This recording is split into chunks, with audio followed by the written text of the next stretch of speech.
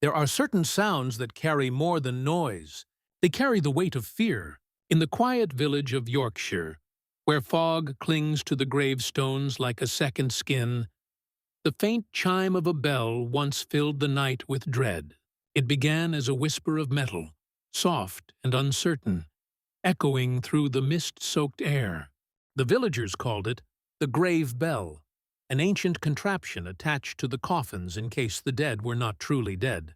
No one had heard it ring in decades, and most believed it a relic of superstition, a precaution for a fear that no longer belonged to their time.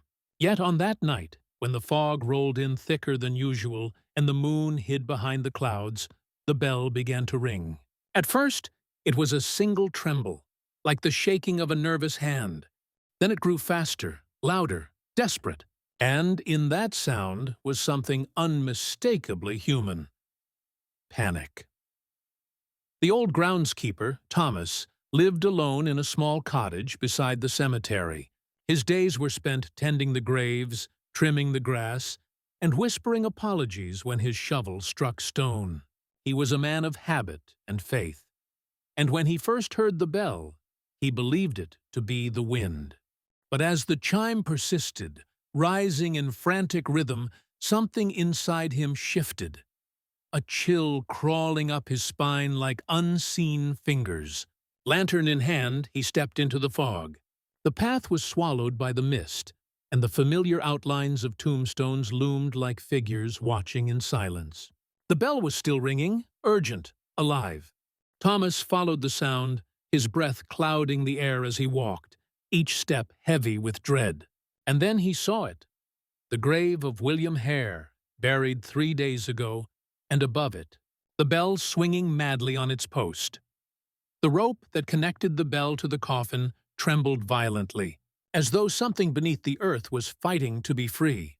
Thomas's heart pounded against his ribs, but duty overcame fear. He fell to his knees and began to dig. The soil was damp, cold, and heavy, sticking to his hands and coat as he worked. The ringing continued, each chime more frantic than the last. "Hold on," he whispered, his voice trembling as if to comfort whoever might be trapped below.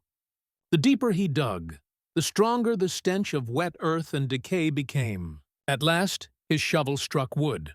The bell gave one final desperate jingle, then stopped. The silence that followed was worse than the sound. It pressed against his ears, thick and suffocating. Thomas wiped the dirt from the coffin lid, took a deep breath, and pried it open. Inside lay emptiness, no body, no trace of life or death, only the broken rope that had been tied to a wrist, now gone.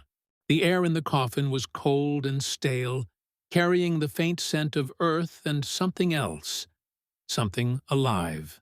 Thomas stumbled back, his lantern shaking in his hand. He looked around, the fog moving like slow breath between the stones. Then faintly he saw it.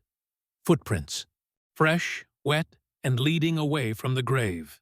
Each step sunk deep into the mud, as though made by something heavy and unsteady. He followed them, his fear overtaken by a dreadful curiosity. The footprints wound through the cemetery, past the angel statues whose faces were eroded by time, past the old oak that leaned like a watching figure, until they reached the church. There they ended, right before the great wooden doors. The church had been closed for years, its congregation long gone, its pews covered in dust. Yet as Thomas stood before it, he heard something faint, the slow creak of the bell rope moving inside the tower. His lantern's flame wavered, but he pushed open the door and stepped into the darkness. The air was damp, filled with the scent of mildew and old stone. The only light came from the flicker of his lantern reflecting off the altar's cracked marble. The sound of the bell was faint now, as though swaying in gentle rhythm, and beneath it came something else. Breathing. Slow, ragged, and close. Thomas called out, his voice echoing through the hollow nave. "Is someone there?" No reply came, only the faint sound of the bell's rope scraping against the tower wall above him. Gathering what courage he could, he made his way to the stairs that spiraled upward into the belfry. Each step groaned beneath his boots, and the air grew colder as he climbed. The breathing became clearer, louder, as if something was waiting just above him. Halfway up, his lantern flickered, and the shadows on the wall seemed to move, long, thin shapes that reached out like arms. When he reached the top, he found the bell swaying gently in the dark. The rope that had once connected it to the graves below now hung severed, its frayed end twitching slightly as though still being pulled. Thomas raised his lantern, and the light fell upon the floor. There in the dust were footprints, the same ones he had followed from the grave, circling the room again and again, until they stopped directly beneath the bell. He stepped closer, his pulse thundering in his ears, and looked up. The bell's mouth hung open like a gaping maw, and from within he saw a hand. It was pale and slick with dirt, trembling as it reached outward.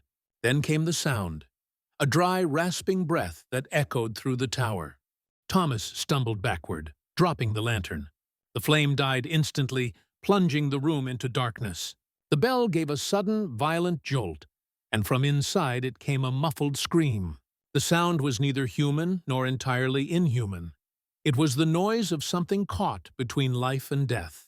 Thomas turned and ran, his boots striking the wooden steps as he descended. Behind him, the bell began to ring again, faster, louder, until it became a furious clamor. By the time he burst through the church doors, the fog outside was trembling with sound. He ran to his cottage and locked himself in, his hands shaking uncontrollably as the echo of that bell followed him into the night. The next morning, the village was silent. The bell had stopped ringing just before dawn. When the villagers came to the church, they found the cemetery calm, the graves untouched, all except for one. The grave Thomas had dug was filled in again, neatly, as though it had never been disturbed. His lantern was found beside it, still burning faintly.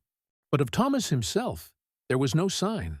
The footprints he had followed the night before now led back into the church and vanished at the foot of the bell tower. When one brave soul climbed the stairs to look, he found the bell still swaying gently in the draught. Inside it hung a rope, freshly tied, the loop dangling as if waiting for another hand to pull.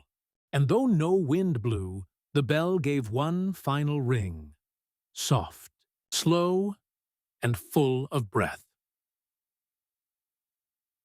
Even now, when fog descends over the Yorkshire cemetery, and the night grows too still, villagers claim they can hear the faint toll of that old bell. Some say it is Thomas, ringing for the lost. Others whisper that it is William Hare, calling for company in the grave he never truly left. But most keep their distance, locking their doors and praying for silence. For they know that when the grave bell rings, it is not just the dead who wish to be remembered. Sometimes it is the living who are being called. And when the fog is thickest and the sound drifts through the air like a heartbeat, those who listen too long may find themselves answering. Chapter 3.